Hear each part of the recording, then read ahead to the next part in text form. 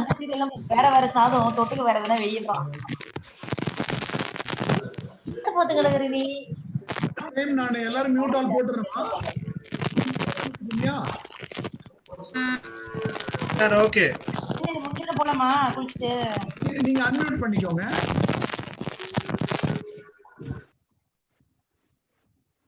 இப்போ நான் YouTube live போட்டிருக்கேன். உங்களுக்கு அதை காப்பி பண்ணி இப்ப நான் உங்களுக்கு சேட்ல போட்டிருக்கேன் பாருங்க. வெயிட்டிங் ரூம்ல இருக்கிறவங்களுக்கு நான் அதை போட்டுறேன். உங்களுக்கும் போட்டுறேன், வெயிட்டிங் ரூம்லயும் போட்டுறேன்.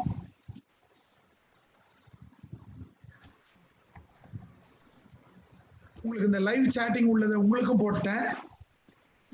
இப்போ வந்து வெயிட்டிங் ரூம்ல உள்ளவங்களுக்கும் நான் போட்டுறேன். வெயிட்டிங் ரூம் பேர் இருக்காங்க. வெயிட்டிங் ரூம்ல உள்ளவங்களுக்கும் நான் போட்டேன். இதை நீங்க அப்படியே காப்பி பண்ணி வாட்ஸ்அப்புக்கு மாத்திக்கிறீங்களா இல்ல வாட்ஸ்அப்ல அனுப்பவா? ஐயா வேலை செய்யா பிரேம், நீங்க உங்க மைக்கை அன்மியூட் பண்ணுங்க.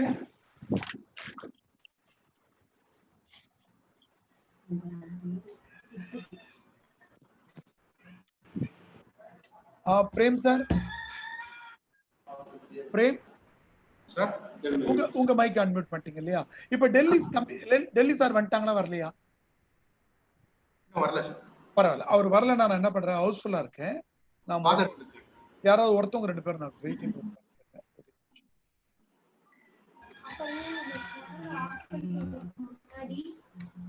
கண்ணன் ஏழுமலை நான் அட்மிட் பண்ணிட்டேன். கண்ணன் சார் வந்துட்டார். கண்ணன் சார் 92nd பர்சனா வந்துட்டான். Right, okay sir, welcome Kannan sir. Prem, இந்த யூடியூப் லிங்க் போட்டிருக்கேன்ல, நான் இப்போ சேட்ல போட்டிருக்கேன் பாருங்க, பார்க்க முடியுதா உங்களால? காப்பி பண்ணி போடுறோம். அதை காப்பி பண்ணி வாட்ஸ்அப்ல போட்டுருவீங்க இல்லையா? உங்களுக்கு தெரியும் இல்லையா?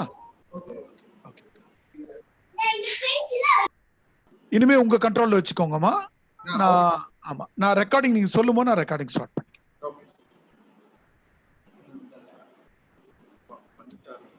இப்போ உங்களுக்கு தகவலுக்காக இது வரைக்கும் 91 பார்ட்டிசிபென்ட்ஸ் நம்ம உள்ள பெர்மிட் பண்ணிருக்கோம்.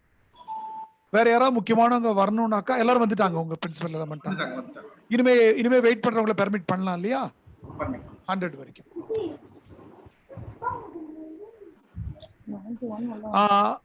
பார்ட்டிசிபென்ட்ஸ் 100 வந்துருச்சு. கிராஸ் 100. டியர் பார்ட்டிசிபென்ட்ஸ், ஒரே சின்ன ரிக்வெஸ்ட், உங்களுடைய மைக்கை எப்பவும் நீங்க அன்மியூட் பண்ணாதீங்க. அதே மாதிரி உங்களுக்கு வேற எதையும் டச் பண்ணாதீங்க. ஸ்கிரீன் ஷேர் மாதிரிலாம் டச் பண்ணிடாதீங்க. It will disturb the meeting. இந்த சேட்ல யூடியூப் லிங்க் காப்பி பண்ணி போட்டிருக்காங்க. பிரேம் சொல்லுவாங்க, அதை நீங்க காப்பி பண்ணி மற்றவங்களுக்கு ஷேர் பண்ணலாம். பிரேம், இதுக்கப்புறம் நீங்க பாத்துக்கோங்கம்மா.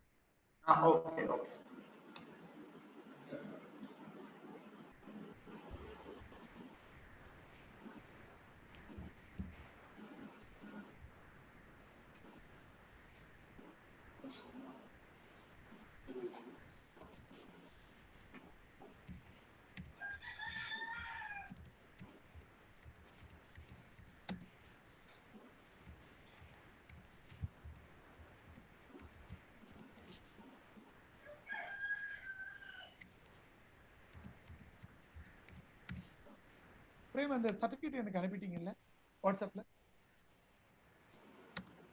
நடுவில் கூட அனுப்புங்க, ஒன்றும் அவசரம் இல்லை.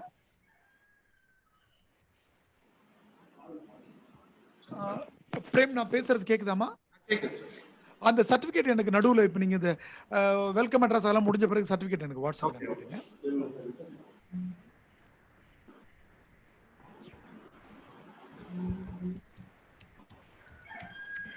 ஹலோ ப்ளீஸ் மா.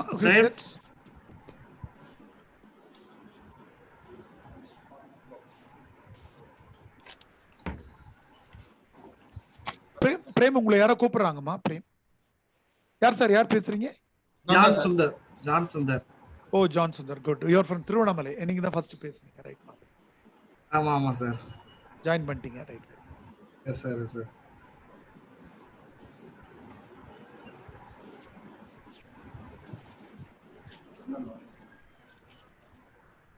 யாரோ கூப்பிடுறாங்கம்மா. யார் சார்? யார் பேசுறீங்க? ஏண்டா லோகம்ல அங்கே இருக்கு.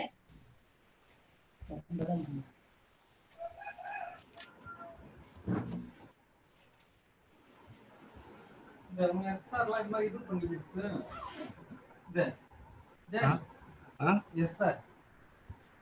அது மாதிரி 4 காப்பி கொடுத்துக்கோங்க. பைண்டிங் பண்றது பைண்டிங்கா?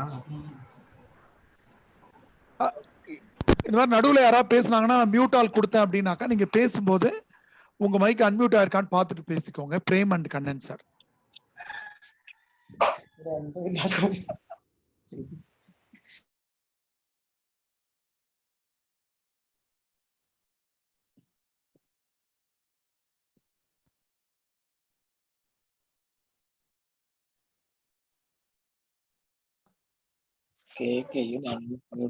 பிரேம் நீங்க அன்மியூட் பண்ணிக்கோங்க. பிரேம் அண்ட் கண்ணன் சார் அப்பப்போ அன்மியூட் பண்ண கத்துக்கோங்க. ஏன்னா வேற யாராவது மைக்ல பேசுறாங்கன்னா உங்களுக்கு சார் வேற யாரும் அன்மியூட் பண்ணாதீங்க please.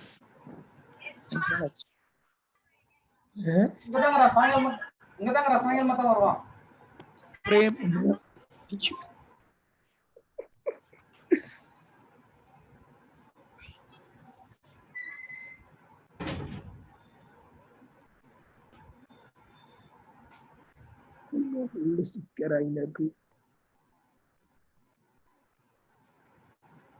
Sir Prem sir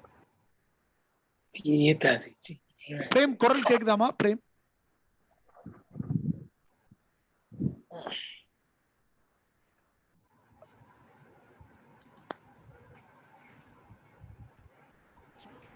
Prem குரல் கேக்குது இல்லமா? கேக்குது கேக்குது. சரி, உங்களுக்கு எப்போ மியூட் ஆச்சுனாக்கா அன்மியூட் பண்ணிக்கோங்க டக்குன்னு. Okay okay sir. Kannan sir. சொல்லுங்க. ஏழுமலைக்கன் சார் நீங்க தொடங்கிக்கலாமா? நீங்க உங்க கண்ட்ரோல் வச்சுக்கோங்க சார். ஆரம்பிச்சிடலாமா? சார் ஆரம்பிச்சிடலாமா? சார் ஆரம்பிக்கலாம் சார். தொடங்கலாம் sir. Okay sir. Thank you sir.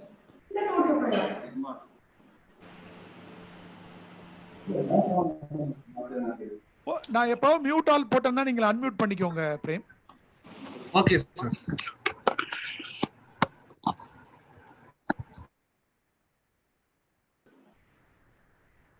Okay, sir. So, learned professors, research scholars, and student friends, a pleasant good afternoon to one and all. I am A. Xavier Susairaj, Head of the Department of Economics, Sacred Heart College Autonomous, Tirupattur. As a coordinator, I sincerely welcome all of you to this national level webinar on impact of COVID-19 on Indian economy. I sincerely welcome Reverend Dr. Maria Anthony Ranch, the Principal, Sacred Heart College Autonomous, Tirupattur.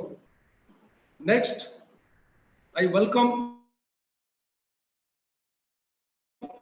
Associate Professor, CSRD, School of Social Sciences, Jawaharlal Nehru University, New Delhi. I welcome Dr. V. Shivashankar, Assistant Professor, Muthurangam Government Arts College, Alumni of Sacred Heart College. Welcome Mr. John Sundar, Mr. Prem Kumar, Research Assistant, Sacred Heart College, Tirupattur. Now I invite Reverend Dr. Maria Anthony Ranch, the Principal, Sacred Heart College, Tirupattur, to deliver the inaugural address. Over to Father. Hi everyone, good afternoon. Can you hear me? Yes sir, it is very much audible. Yeah, at the very outset, I'd like to wish all of you a very good afternoon. I hope all of you are safe and sound. For the past 50 days or so, we have been quarantined and we have been isolated. And I'm sure we are all refreshed. I'm very happy that our Department of Economics, Research Department of Economics, has taken this beautiful initiative in organizing national level webinar. The whole credit goes to Dr. Xavier Susai, the head of the department, ever dynamic man, coming out with various initiatives. I really like to thank Dr. Xavier for this wonderful initiative. Along with this, UG, HOD, and all the other faculty members. Dear professors and scholars, faculty members of various colleges, it's heartening to know that there are so many people who have been roped into this webinar, starting from Delhi to South India.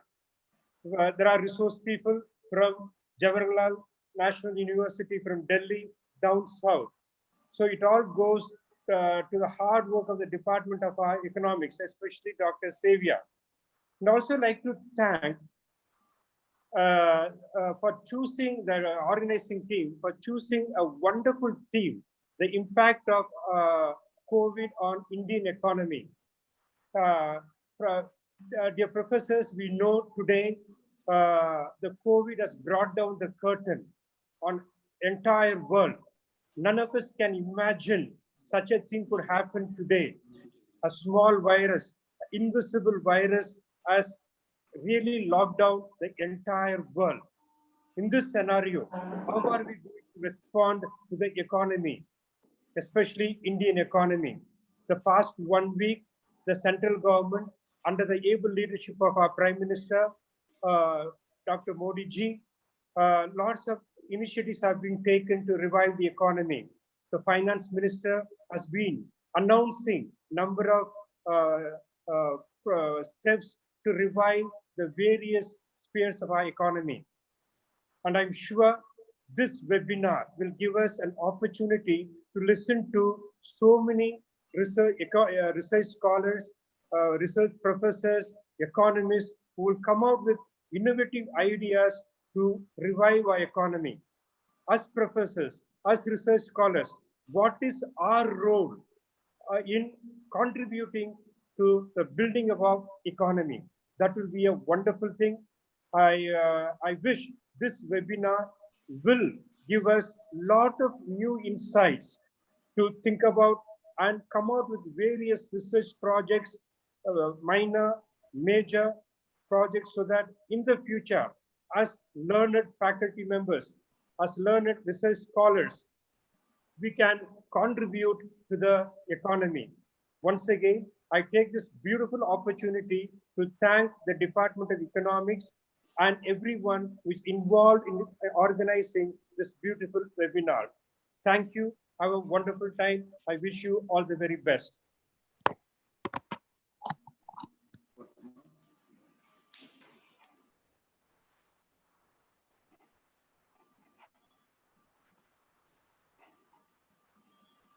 Thank you, Father.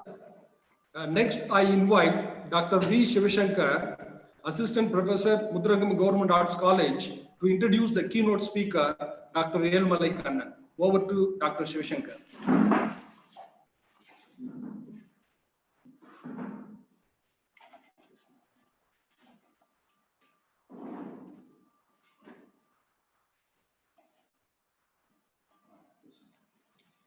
Good afternoon. Dr. Yelmalai Kannan did BSc Agricultural in Tamil Nadu Agricultural University, Coimbatore. He completed PG in MSc Agricultural Economics, ISAR in Haryana, and he did PhD in Jawaharlal University, School of Social Sciences, Center for Economics, Center for Study of Regional. This is the academic career of the Dr. Yelmalai Kannan. And he worked some time in Madras School of Economics in Chennai. And he also worked in Institute for Social and Economic Change in Bangalore. Presently, he worked associate professor in the same Jawaharlal Nehru University, where he did. Regarding his publications, he published 5 books at the international level. In the reputed journal, he published more than 32 articles. In the edited volume books, in the edited chapters in the books, 20. Paper presented at the International Conference 73. Regarding his research project, he completed more than 22 from UGC, ICSSR, Ministry of Commerce and Industry, Ministry of Forest and the Environment. He also completed many projects from the Government of India and the Government of State Government of Karnataka. And he also completed 2 international projects, one from US and another one from Australia. Finally, he organized more than 16 national and international conferences. This is his academic career. Thank you. So thank you, Dr. Sivishankar. Now I invite Dr. Elumalai Kannan to deliver his keynote address. Welcome, sir. Good afternoon, everyone. It's good to connect with you all at this difficult time. Sincere thanks are due to Dr. Xavier Susairaj and Dr. Sivasankar for providing me an opportunity to share my perspectives on the COVID-19 and Indian economy. As we all know, it's too early to assess the impact of this virus pandemic on India's economic development, as the lockdown is still in progress. Nevertheless, there are some issues that we can take up. As the principal has rightly pointed out, these issues may be deliberated, which can give us some idea into the direction at which we are moving towards. So in that perspective, I will share some analysis of the current situations. So I organized my talk as follows. I shall give you a brief background to this particular the discussion that we will have. Then I'll give you a macro picture.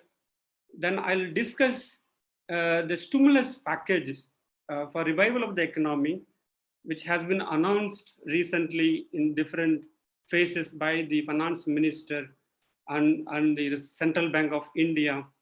So let me touch upon that and have a brief discussion on that. Finally, I shall give you the way forward. Let us discuss the way forward. And as all we know that the world is in the grip of the coronavirus pandemic, and actually it should never happen in one's lifetime. So the humanity is actually facing a great challenge, despite the development of science and technology to a great advances. But when a virus outbreak takes place and it's unchecked at its source, can cripple the entire world. And therefore, we are really at a very difficult time. And therefore, the solution is only the self-protections, as the government of India and various state governments are advising us to follow. The self-protection, which also requires some behavioral changes in human beings. The behavioral changes in terms of the social distancing and keeping ourselves clean in terms of washing hands and wearing protective masks and so on. So therefore, it's really a difficult time. But the issue is that the response to the pandemic is a lockdown, which was affected by most countries in the world. So India too had responded to the virus pandemic with the national lockdown. The national lockdown was imposed in different phases, and it has entered into the 4th phase from today. So the main objective of the lockdown is to contain the spread of virus in different parts of the country. And as we all know, the evidence available that this lockdown has helped in delaying the incidence of the disease. But unfortunately, we see a spike in number of cases during the recent weeks. And therefore, it's a big challenge for us how we are going to deal with the virus. As we all know, though the main objective of lockdown is to contain the spread of the virus, but it has brought enormous humanitarian crisis, right? Which has actually created, because of the economy has been brought to a halt due to shutdown of industries and disruption in delivery of non-essential services, and therefore it has created the unaccountable miseries in the lives of the migrant workers, homeless people, poor alike. And therefore, as I said, there is a great challenge lies ahead of us. So with this, the brief background, as I said, though it is very initial stage to assess the impact of the pandemic on the Indian economy, but there are some issues that there are certain things which we can actually help to understand. So let me share. I have few PPT slides. I have few PPT slides. Let me share that with you. Sir, So screen that can take place. Let me illustrate. கண்ணா நான் ஒரு நிமிஷம் எல்லாரையும் mute பண்றேன். உங்களை unmute பண்ணிட்டு பேசுங்க.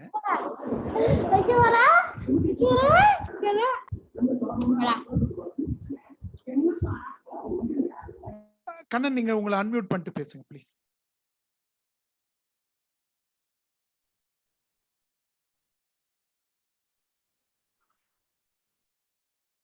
கண்ணன் பேசுங்க.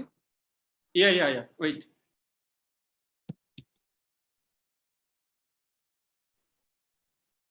Okay.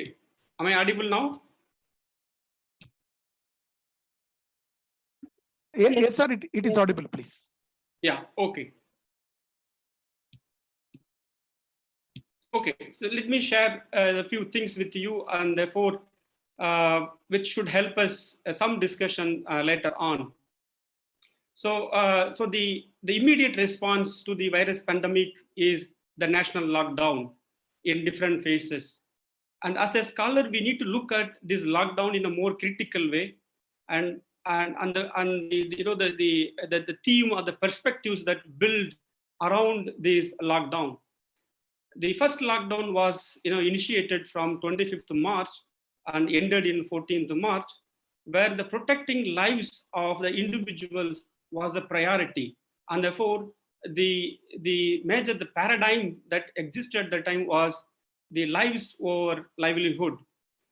During the second lockdown, and it was emphasized the lives and also the livelihood do matter, and therefore the protection of life at the same time the livelihood options should be opened up, which actually opening a slight relaxation of the restrictions which happened in the third lockdown period, where the livelihood options were open and there were some restrictions, because these lockdowns came with varying degrees of restrictions, and therefore from the lockdown 2 onwards some relaxation of the lockdown has taken place.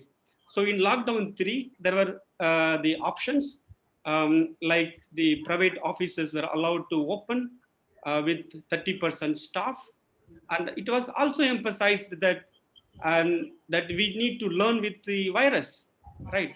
And therefore we should actually prepare ourselves to deal with the virus by protecting ourselves, and that's what the emphasis was there in the third lockdown. The fourth lockdown period, which has started today, is to mainly meant for economic revival through various stimulus package, which was announced in different phases. So let me discuss briefly these stimulus packages at a later some point in time. But before that, let us see a macro picture in terms of the likely impact of the virus pandemic on Indian economy. And if you look at the GDP growth, India's GDP growth, in the last 5 years, the average, the growth in GDP was about 6.9%. But in the recent period, the recent times, growth has actually decelerated. And as we all know, in 2016 November, there was a demonetization shock, and thereafter came GST. So the combined effect of this had actually disrupted economic activities to some extent, and therefore there was some deceleration in GDP growth in 2019-20. It was second, based on the second advanced estimate released by CSO, it stands around 5%. But what is the projection for the 2020 2021. And there are various projections of GDP growth by different agencies. Now, IMF has projected that the world economy will shrink by 3%. The international trade is hit very hard, and the capital is likely to flow out of developing economies to developed countries because of pressure on rupee. The rupee is likely to depreciate, and there are lots of challenges to the economy like India. But nevertheless, if you look at the projections made by different agencies like IMF, ADB, and in the UN, developing country like India has some positive hope that that we will register a positive GDP growth, though it is much lower than the average GDP growth registered in the last 6 years at 6.9%.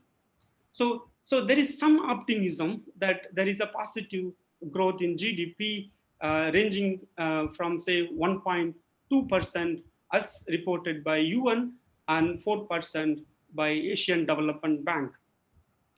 But keeping this story aside, there are credit rating agencies like Moody's had downgraded, in fact, they have downgraded the GDP projection to 0.2%. And therefore, so there are different projections, rates based on different assumptions. But what is one thing to be noted, that the GDP growth is going to slow down. But to have a clear picture and to compare with some kind of baseline before the virus pandemic took place, I think we need to see how the economy revives after the lockdown is completely lifted. But that will take little time to assess. But nevertheless, so there is some hope that the India's GDP growth rate will be positive. And in fact, IMF and ADB has projected that in 2021-22 fiscal year, the India's GDP growth will be rebound to about say 6%, and so. And therefore, so there is a hope that the economy will revive. But what is the rate at which it will revive?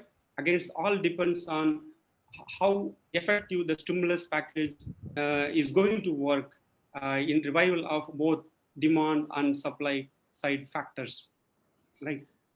But if you look at the sectoral problems, initially, the agriculture sector has faced some kind of disruptions in supply linkages, in movement of agricultural produces from villages to the markets, nearby markets. But things have eased out sometime in April, mid-April, and so on. But there are serious problems in the industry and services sectors. If you look at the industry, there is a sharp contraction in industrial output. There are various agencies which have projected that the industrial output will fall by 50% during the fiscal year 2020-21. Therefore, there is likely to be a significant loss of industrial output, though the physical capital or the physical asset actually is likely to be intact. But again, we can see the impact in a varied form to different sectors. The MSME, micro, small, and medium enterprises are likely to be hit severely because of this virus pandemic and the lockdown imposed as a consequence of it. And as we all know that MSME sector contributes about over a quarter to GDP, and therefore the output, the lack of output from the MSME sector will affect the overall GDP growth as well as the exports, because MSME contributes about 50% to the India's exports as well, and therefore the impact is likely to be more severe for the MSME sector. Unfortunately, the severity comes with the strain that MSME sector is already facing due to demonetization shock and the GST, came in effect thereafter. And therefore, there are various predictions that there is going to be high level of mortality among the MSME on the top of the disruption in the supply chain for non-essential goods. And therefore, one thing is very clear that the industrial output is going to contract by about say 50% as projected by the various the organizations. And we also likely to see significant fall in services output. As you know, the lockdown came with the varying degrees of restrictions and relaxations, and the relaxations were largely applicable to the essential goods, but non-essential goods, supply of non-essential the services were severely disrupted. And this disruption again varied across the subsectors of the services. If you look at trade, hotels and restaurants segments, transport segments are severely hit because of the lockdown. Nevertheless, financial services and telecommunication may register some positive growth. But the point is that the trade, hotel, restaurants, and also the transport sector employs significant proportion of the workers, mostly informal workers, and therefore how these workers will return after the lockdown is lifted really remains a big question, and how long it will take to revive this particular the subsect of the services will be again remains as an empirical question. But there are also anecdotal evidence to show that there is a layoff of workers in many of the subsectors within the services, and therefore there is a contraction in output, not only in the industrial sector, but there is also a serious problem in the services output as well. So related to this issue, which is the disruption in the labor market. As you know, I don't have to explain, and I'm sure that you all read newspapers and watch the televisions and everyday stories about the migrant workers and painful scenes that we often come across, that the workers walk along the national highways and often meet with mishap and loss of lives and so on. And therefore, so what we need to understand as a scholar is that there is a disruption in urban labor market with exodus of migrant workers. So what we see is basically a kind of reverse migration of workers taking place from cities to rural areas. And as I said, we see a painful, the scenes of migrants with a family walking back home. So it's really kind of the crisis, the humanitarian crisis that is the result of the lockdown, the worst ever humanitarian crisis due to this particular economic shock. And there are some estimates with respect to employment rate available from CMIE shows that the employment rate stood at 27.1% for the week ended May 3rd, although it fell down to 24% as on the week ended May 10th, but it is significantly very high. For instance, if you look at the unemployment rate in USA, it's about 15% or so, 15%. But in USA, there is a strong social security measures to take care of the jobless people. But in India, which is not so, that's what you see every day, the stories of migrants walking on barefoot to their home. And unfortunately, whatever the little that the state governments could do was not sufficient enough to contain the movement of the migrant workers to their home from the cities. And therefore, there are various factors which we can attribute to these miseries that had brought by the lockdown to the lakhs and lakhs of the migrant workers. But this has also thrown lots of challenges to ponder over. For instance, we need to understand that the states actually do not have a capacity to handle the crisis. It is for the simple reason that we don't have a registry of interstate migrants. We have some patchy data available from NSSO and other agencies, but they're all bit dated. So unfortunately, we don't have the record of migrants coming from one state to another state. If we had, then actually it would have helped the state governments to handle the situations much better. Now, another important thing, that when the government said that the corporates and other private agencies should provide the wages, and it is not actually practically possible. As you know, the corporates are highly profit oriented, and it is really difficult even to imagine that they will share the part of the profit when they don't actually contribute to the output. And therefore, so we also need to understand from this crisis as a lesson that that we fail to provide a wage support measures to the workers. Simply the government should help these private agencies in the form of the sharing of wages or the salaries to the stop the movement of migrants from cities to the villages. Although the packages came with extra food grains being provided to the migrants, and again you see lots of evidences, anecdotal evidences saying that these measures are not sufficient enough to stop their movement from the cities to the rural areas. And there are also reported leakages, that extra grain of 5 kgs now and pulses to be provided by one person, and there are also reported leakages. And what is worrying is that we have developed enough, the mechanisms, digital means, and this did not help during this crisis time, to mitigate the miseries of this underprivileged section of the society. And therefore, there's a huge disruption in the labor market. And also, the challenge is that how do we keep these workers engaged in rural areas?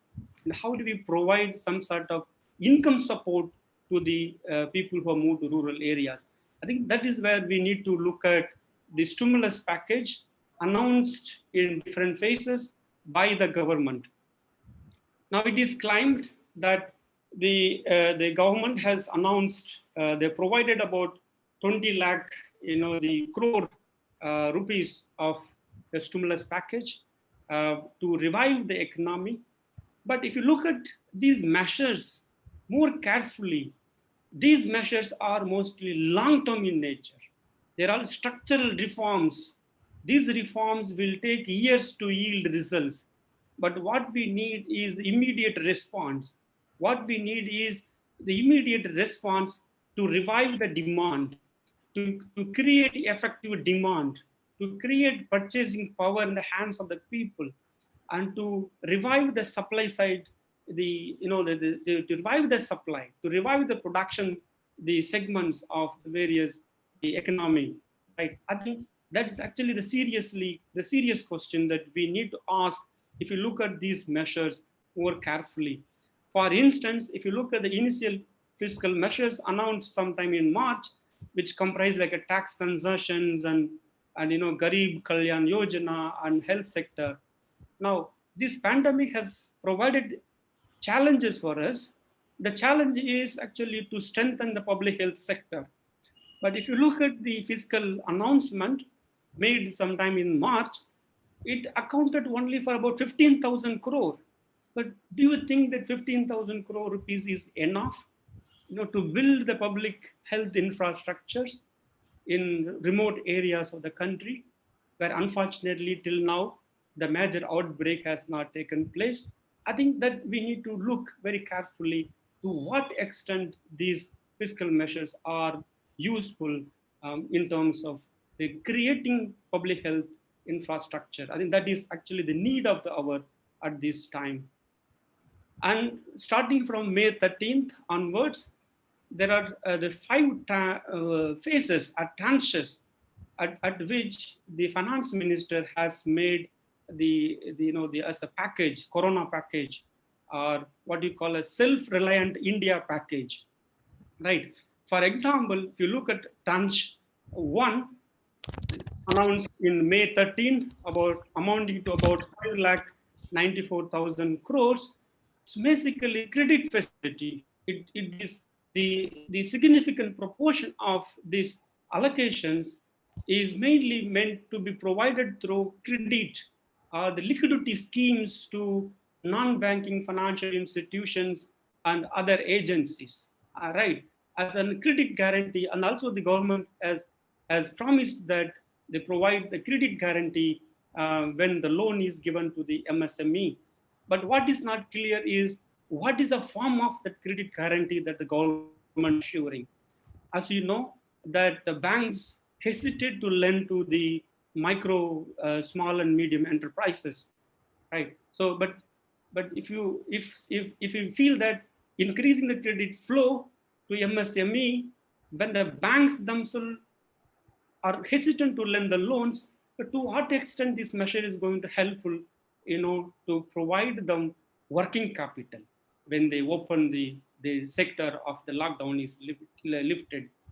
But one more thing we need to remind is that the stimulus package will work only when the firms open up, only when the manufacturing facilities open up.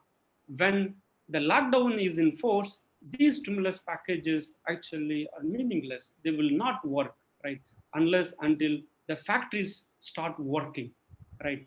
And therefore, but what is point? Point is that just extending credit facility will be able to stop the mortality, the likely mortality of the MSME. I think that's the question that we need to ask. In case of say tranche 2, about 3 lakh crore odd announced. Again, if you look at the components, we read the components of the package, mostly comes in the form of credit to the farmers, and the street vendors, and so on. And except one good thing is the provision of the food grains to the migrant workers. But besides that, again, credit flow to agriculture is unlikely to revive the agriculture sector. As you know, there is a weak linkage between credit flows and GDP growth in agriculture, GDP from agriculture sector. There's enough evidence to show that, because credit doesn't enter into the agriculture production system directly. It enters through seeds, purchase of seeds, fertilizers, and so on. And there is enough evidence to show that this supply of credit doesn't help. But look at the tranche third, where about 1.5 lakh crores was announced. Again, if you look at the components of this package, this particular announcement, mainly meant to create infrastructure facilities, which is long-term in nature. It may take 3 years or 5 years. That is good. There's no doubt about it. But is this the right response to the crisis at this stage? For example, vaccination of all the animal, in the country. Do you think it is going to help in the immediate future to revive the demand, to sustain the agricultural production system? I think these are some of the questions that we need to ask the relevance in the current context. Similarly, if you look at the subsequent packages, are mostly in the form of the structural reforms in opening up of defense, civil aviation, power sectors, and mines, space, and atomic. I mean, there's no doubt all these measures are really good, but all these measures really take longer time to yield results, because they are all basically structural reforms. The structural reforms, as you know, takes time to provide the results. But one important thing that the finance minister has given is additional funds to the MGNREGS, because now the workers are back home. I mean, still many are on the way, and I think some kind of cash support, some kind of the liquidity, some kind of the income to the income to them to enhance this purchasing power is through the MGNREGS. I think that's really an important thing. We can really agree with that point. But if you look at the RBI measures again announced in the early phases, mainly to increase the liquidity financing, mainly to enhance the flow of credit, which means the banks are put in the forefront. Banks are put in the forefront to fight against this particular crisis. And as you know, the banks are already under severe strain, and therefore the banks, financial institutions, it's really difficult for them to lend, to generate economic activities unless there is a special purpose vehicle, which I'll point out a bit later. And I think that actually will help much better as what most advanced economies have done in terms of fighting this crisis. Again, if you look at these measures in terms of amount given, but how much of it has come from the budget, the budgeted expenditure of 2021. So there are some initial estimates which shows that there's little come from, I think most of it come from the budgeted expenditure, where little has come from come as an additional expenditure.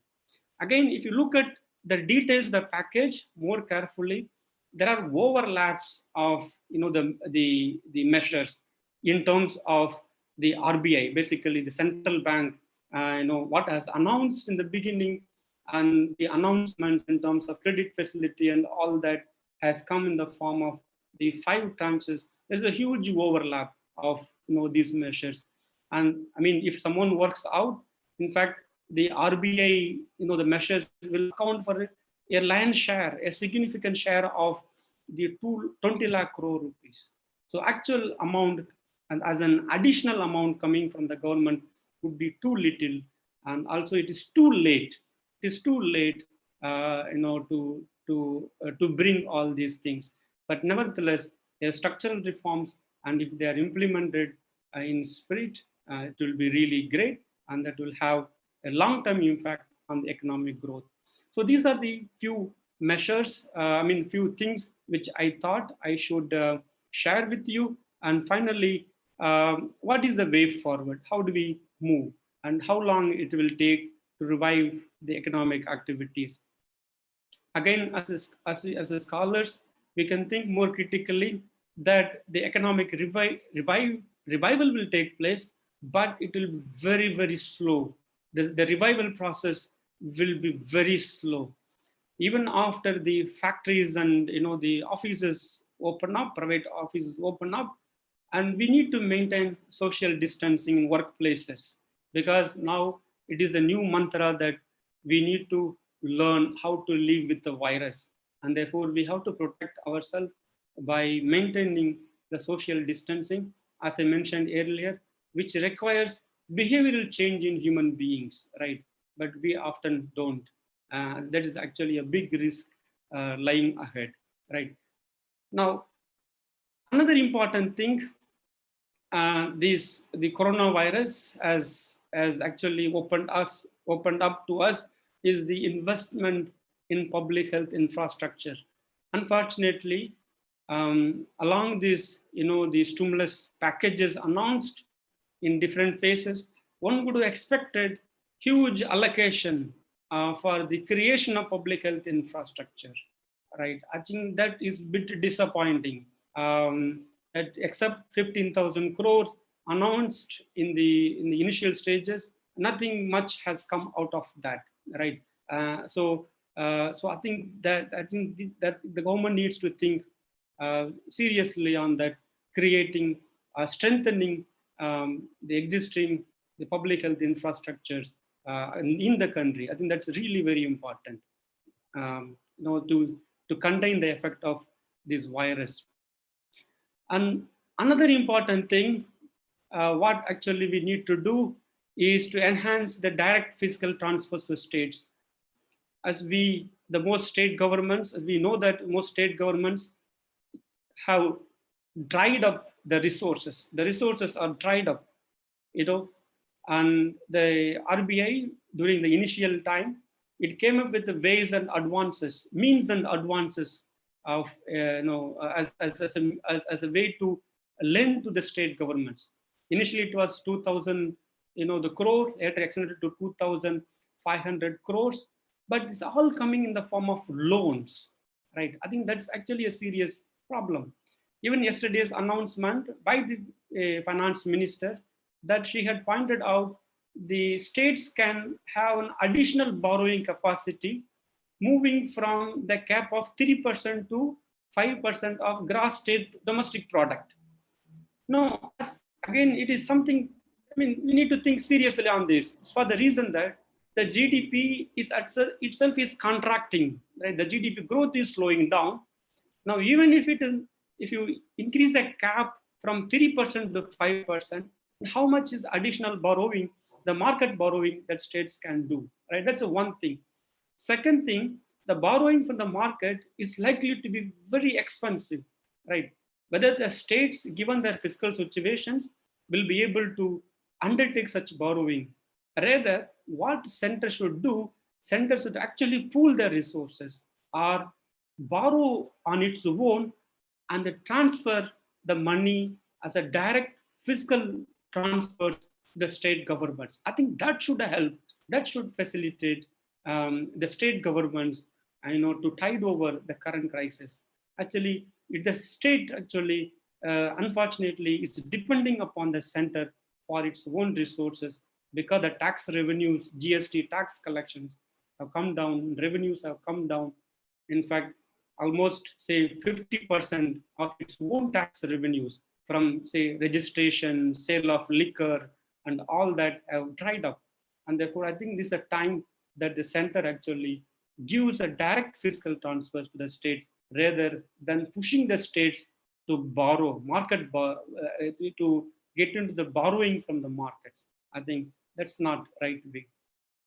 Then, as I said, now the entire, if you look at the major part of the stimulus package, puts our Indian financial system in the forefront to do that. Now, will that be possible to do it meaningfully?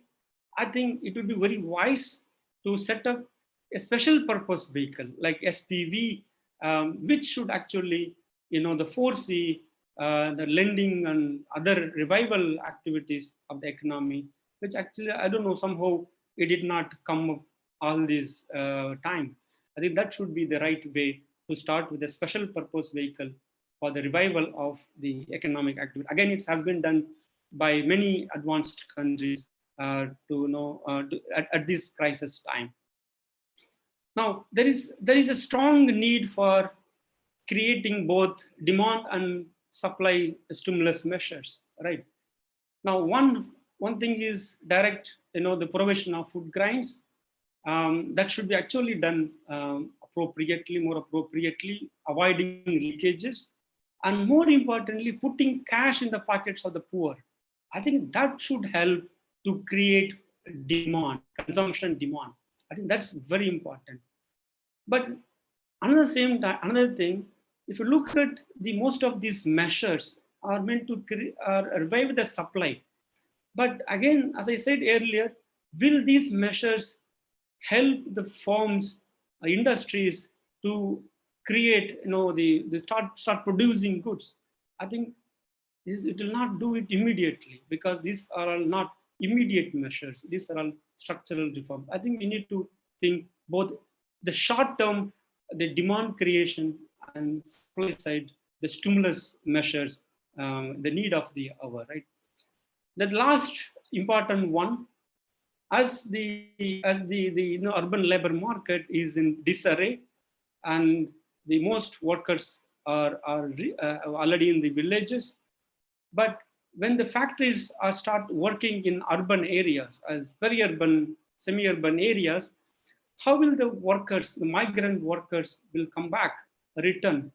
And what kind of arrangements, if they want to return to the factories to work, and what kind of arrangements that will help or facilitate them to move to the workplace? I think that also need to be put in place. Unfortunately, we still, working on moving them from the cities to villages, but how long they will get hold of there? I think there's also time to think or plan when they want to return to the cities, and there's a need to put the adequate arrangements to bring them back to work and all that. And I think this is also right time, as I pointed out earlier, there is a need to create a registry, need to create a system for maintaining the record of the interstate movement of migrants. At least we need to have, if any such crisis or exigencies takes place. And in order to tackle such exigencies appropriately, I think we need the database of migrants, interstate movement of migrants. So these are some of the ways which I thought that I think that the government can think of seriously. So these are purely my perspectives, and one can look at these issues more, differently than what I see, but it's completely they're my own ways of looking at it. So thank you.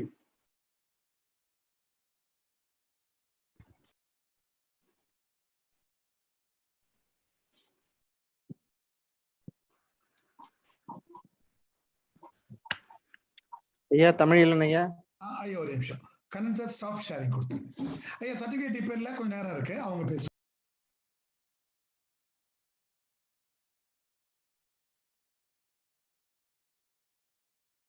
Sir Kannan sir உங்களுக்கு stop sharing கொடுத்துருங்க please மேல இருக்கும் மேல வந்து stop please thanks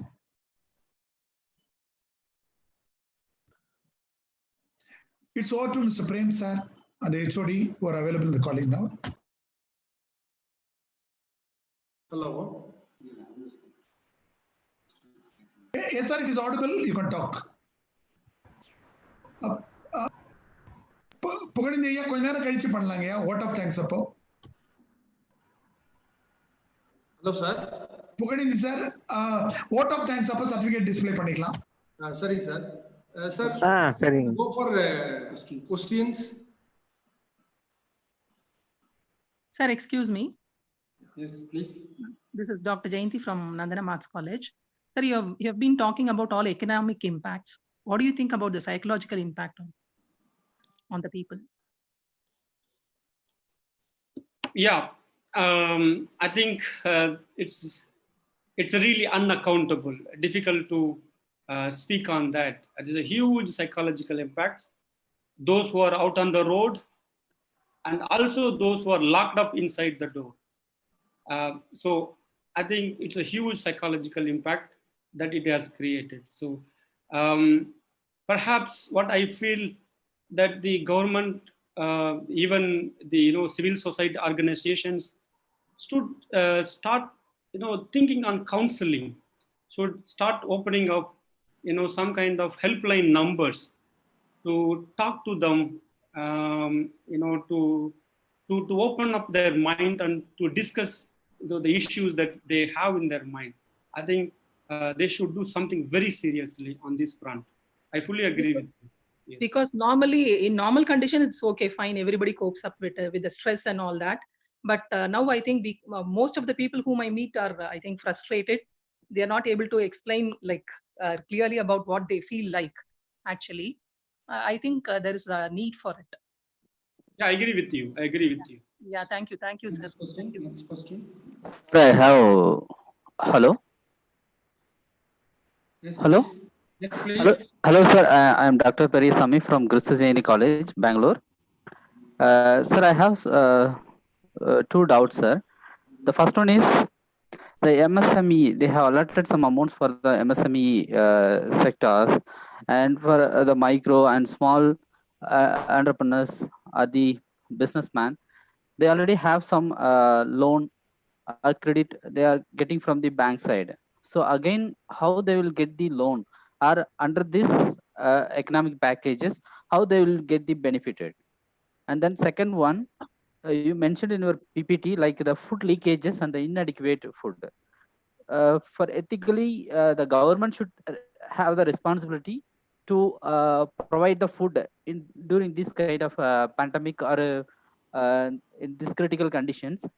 So at that situations, how we go to consider the leakages and the inadequate of the food supply? That is my question, sir. Yeah, on the first one on MSME, I think that's a concern that the banks don't want. If you look at the data, see MSME census data or the other NSSO data, if you look at the constraints that MSME generally report, that a non-availability of loans from the institutional, the institutional banking system, right? And there are a lot of red tapeism involved in that. So therefore, they're already not reluctant to lend the loans. So again, asking the banks to lend the MSME sector over and above the loans which already they have taken, and which the government said that there is a temporary moratorium on that loan. So the banks will be really reluctant to lend the loans. What rather would be appropriate is to restructure the existing loans, kind of one-time, restructuring plan, which may spread, some months, not necessarily a month, maybe 2 years or 3 years, within which they can pay back their loan, and then that should facilitate this MSME sector to take a fresh loan to meet their working capital expenses. I think that did not come up. Rather, what government has promised is the credit guarantee, since it is known and it's well documented that it's difficult for the MSME to take loans, and that's why the government has come in the form of credit guarantee program. But again, the question is, who will guarantee that? For example, if you take MSP, is it SIDBI going to do? We don't know. But in what form? We don't know. I think there are some gray areas, probably one needs to look into that. On the second issue of food leakages, again, there are, see, the food leakage, the leakages from the public distribution system is not something new. We have ample evidence from well-known scholars who worked on that. Even now, about the more than quarter of rice and wheat supplied through PDS system is black marketed. So there is enough evidence. But unfortunately, even during this crisis time, such things are, it's very bad and should not happen. That I think the government need to put in a proper mechanism to see that the food, the grains are actually supplied at the promised amount, the 5 kg extra grains and 1 kg of pulses to that. So I think that's a very important measure, but needs to ensure that how you can ensure now that we have digital. That's what the government also created, like what is called as the JAM, right? The digital payment, so digital transfer through Aadhaar linked accounts and all that. So maybe that probably the government should revive and see that the leakages are minimized at this stage. Sir, at the same time, what is the urgency or what is the need to change the reforms, like in the public sectors is hand over to the private owners, or they will be announcing the tender like that. So is it very needed now at present, or Yeah. how, if they have given that kind of lease or tender to the private sectors or the private owners, how it will be impacting the economy? So how it will be recovered that economy? Yeah, it's again very good question, and we all know, but we also know the answer that at this juncture, no one will come and buy a PSC, private sector undertakings, right? PSUs, because everybody is under the crisis, and the disinvestment of the public sector units at this stage is not the right move. Not sure why it has come up in the package, but actually it's a part of the budgetary announcement. If you read it, if you read the budgetary speech and the budgetary announcement, that the disinvestment was to bring a substantial amount of money to bridge the deficit in the budget. So probably it's kind of repackaged in a way. What was announced in the budget, probably it figured out here, but it is not the right time to mobilize the resources by selling stakes in public sector units. I agree with you. Thank you, sir. Thank you very much, sir.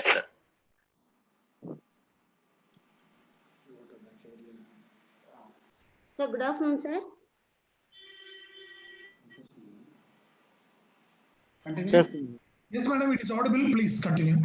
Yes, sir. Sir, really self-reliance is possible in industrial sector, sir, because even we give more importance to industrial sector, but agricultural sector only provide the needs of food grains in the quarantine period. It is really possible self-reliance in industrial sector, sir? Yeah, okay.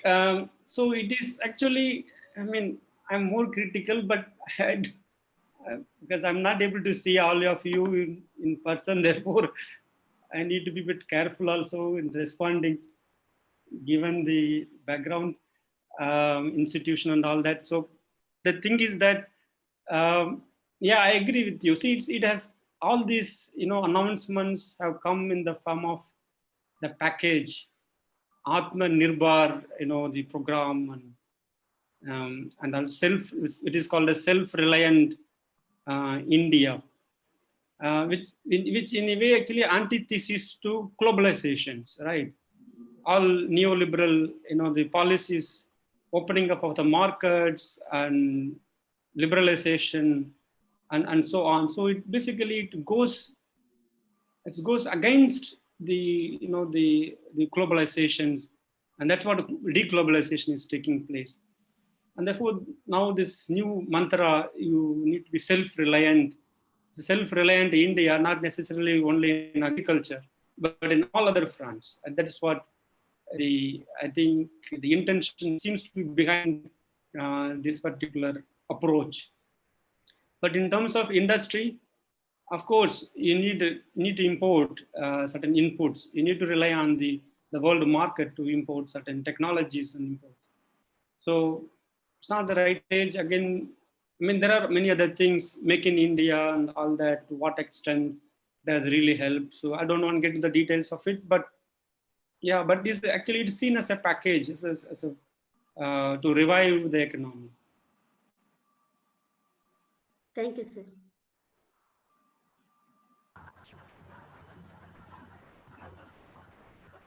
Samima, madam, please.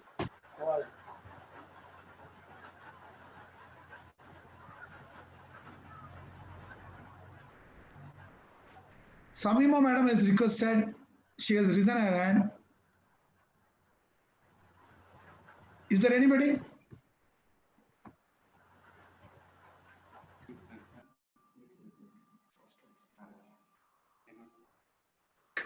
Karan sir, நீங்களே கேட்டிருங்க. Is there any questions கேட்டிருங்க? Yeah, are there more questions? Need any clarifications? Or are you want to share your perspectives briefly? Sir, this is Dr. Brinda. I'm not an economist. I'm a zoologist, actually. That was a wonderful presentation. But I would like to, just a curiosity, I would like to know if it will cause any inflation to the country. That is the impact of COVID in future. Yes, it's likely to cause general rise in prices.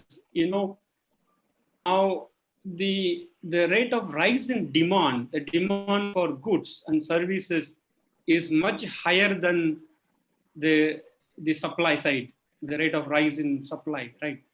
And therefore we can see to some extent rise in the prices of goods in the future.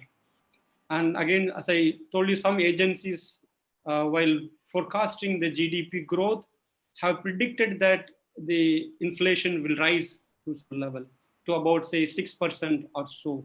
Again, with lots of assumptions behind such estimations. But yes, it's likely to be a rise in prices, because so you're not going to see all of a sudden industry opens up and output comes to the market.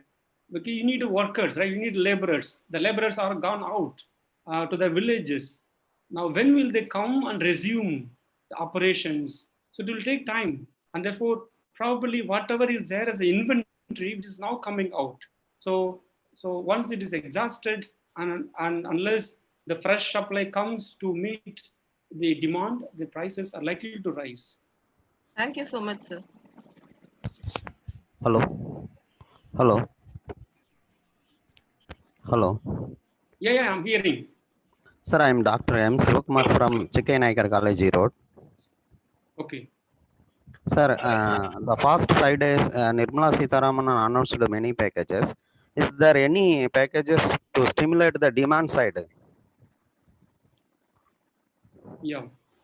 So two things merit importance. One is on the distribution of food grains to the workers, migrant workers, one announcement.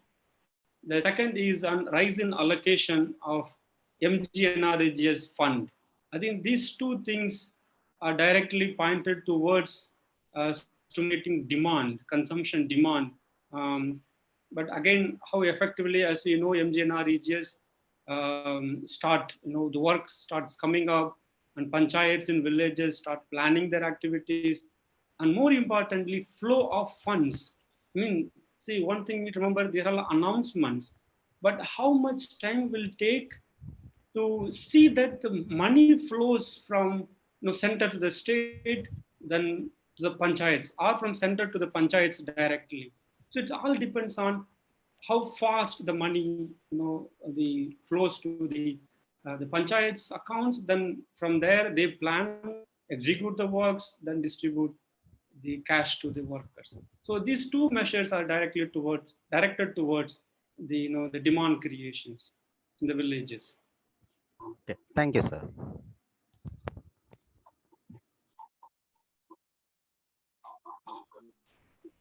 Sir, good afternoon, sir. I'm Tamil Mani. Yes. Sir, it creates any adverse effect on migration, sir? Yes, already, now people see so much of, you see that, right? And we cannot go out and, do interview of these, the people who are in very unfortunate situations. This is the right question that you asked. The workers that have gone, most of them have gone to villages, and the kind of humiliation that they faced, now will they come back to the cities again? It's a really big question. Or will they find an alternative employment opportunities, the villages, and to get themselves engaged there itself? I think it's very important, but at this stage it's really difficult. But at least in a temporary mode, yes, people may hesitate to come back immediately because they have to pay the rent, they have to meet other expenses. So I think in a short term, I think yes, it will have a negative impact on movement of workers from rural to urban areas. So thank you, Dr. Elumalai Kannan, for your wonderful presentation. It is more informative. Your voice is very clear. English is very simple. I think the participants will get the benefit. Before, when we are going to conclude this program, vote of thanks, we will distribute the certificate to Dr. Elumalai Kannan on behalf of the Department of Economics, Sacred College, Tirupattur. ஐயா புகழேந்தி ஐயா பண்றேங்க. 1 minute.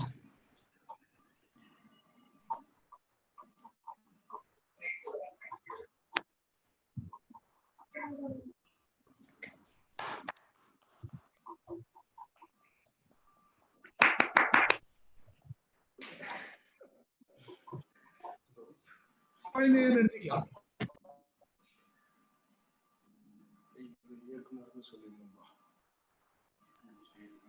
Sir, we can move to vote of thanks. Okay, sir. Okay, sir. First of all, I would like to thank very Reverend Dr. Maria Anthony Raj for giving me this opportunity to go for this kind of program. And I would like to thank Dr. Elumalai Kannan, then Dr. Sivishankar, then Dr. Prem Kumar for taking this effort to organizing this program. Now I invite Mr. Prem Kumar, the Research Assistant, Department of Economics, to propose the vote of thanks. Please.